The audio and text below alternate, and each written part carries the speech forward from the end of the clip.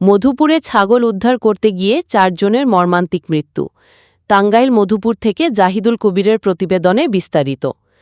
টাঙ্গাইলের মধুপুরে পরিত্যক্ত টয়লেটের গর্তে পড়ে যাওয়া একটি ছাগল উদ্ধার করতে গিয়ে বিষাক্ত গ্যাসে আক্রান্ত হয়ে বাবা, ছেলে, মামাসহ 4 জনের মর্মান্তিক মৃত্যু হয়েছে।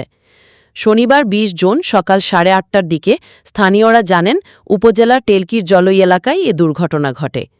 নিহতরা হলেন উপজেলার জলই গ্রামের বাবলুর ছেলে নেইমার, বাদলের ছেলে রতন, প্রতিবেশী করিমের ছেলে গাব্রিয়েল।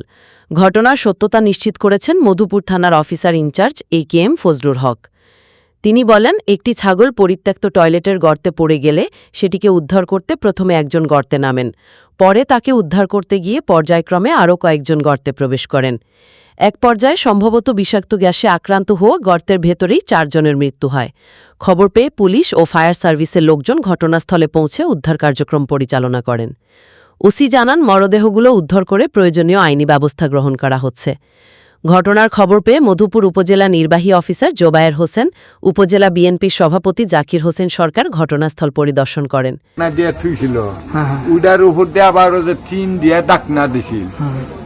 ওই সাগরবান খিবা করে নাপ মারা পড়ছে, ওই পড়াটা উঠাবার গেছে, উঠাবার গিয়াই যে একজনের পর এই 4 জন গেল।